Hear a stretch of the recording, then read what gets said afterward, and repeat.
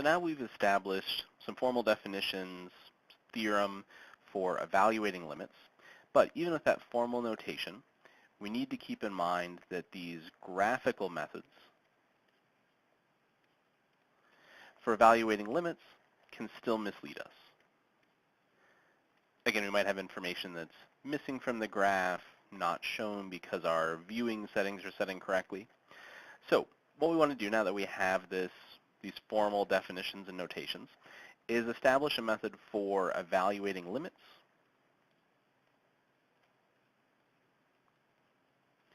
algebraically, or without graphs, just taking a look at a function, determining what the limits are. So we're going to establish some properties in this next theorem, and then we'll take a look at a number of different examples of some of these problems. So for properties of limits, our first one is if we have the limit as x approaches c of k, where k is some constant, so we're taking the limit of 2, 7, negative 15, whatever that is, the limit is just always that constant value k. So what we're saying in this example is we have some function y equals k,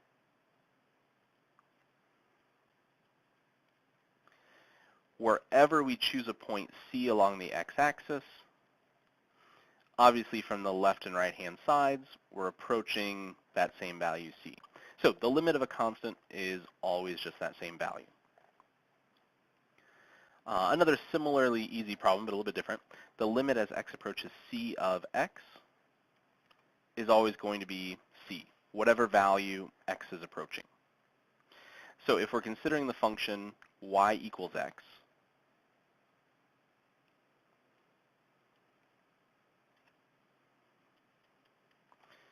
then again, we can choose any point c, plug that into this function, and we get a corresponding y value that's also c.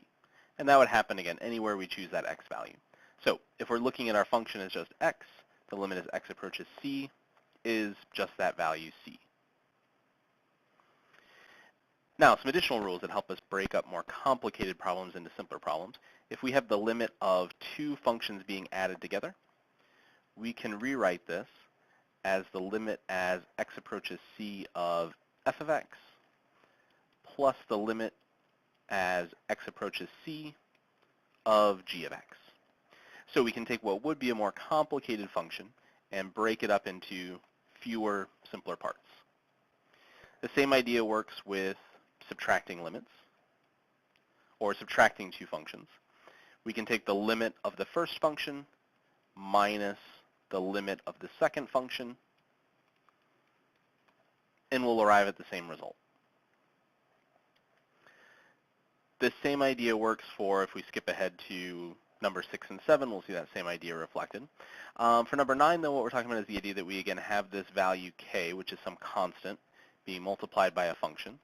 So if we have a constant being multiplied by a function, we can rewrite that with the constant out in front of the limit, and take the limit as x approaches c of f of x. So that constant isn't affected by the limit, so we can just pull it out in front and just deal with that, with that function itself. So 6 and 7 are going to be similar to properties 3 and 4 here. We can break up the product of two functions, here where we have some function f times some function g, and rewrite this as the limit of f of x times the limit of g of x. Similarly, if we're taking the quotient of two functions, we're dividing two functions, we can take the limit as x approaches c of f of x divided by the limit as x approaches c of g of x, and that will hold, assuming that the limit as x approaches c of f of x does not equal 0. Or I'm sorry, not of f of x. The limit of g of x does not equal 0. So again, essentially we're avoiding that scenario where we would end up dividing by 0. So we can break up the quotient of two functions as long as the denominator is not equal to 0.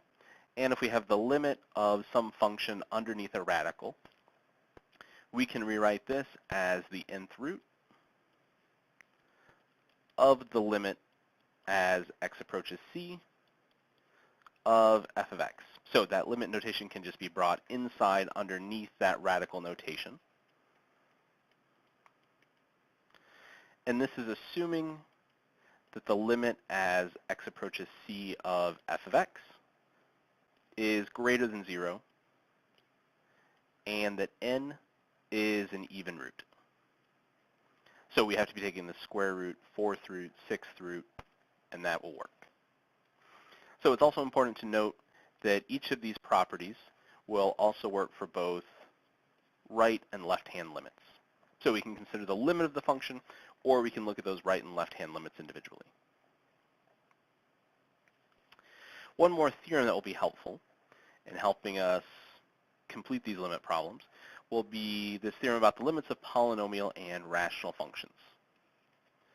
So if we're taking the limit as x approaches c of f of x, we know that that's always going to be equal to f of c, so just the function evaluated at this point c, as long as we're dealing with a polynomial function.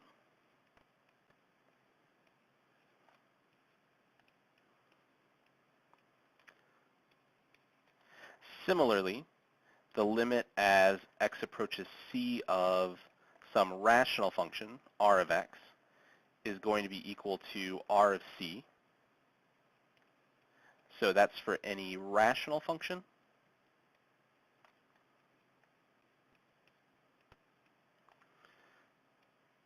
As long as that function has a non-zero denominator.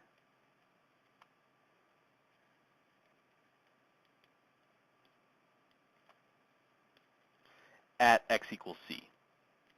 So again, avoiding scenarios where we're dividing by 0.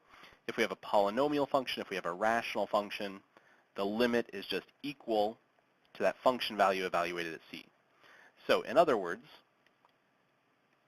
if we encounter a limit problem, the first thing that we want to try to do is evaluate limits by first trying direct substitution.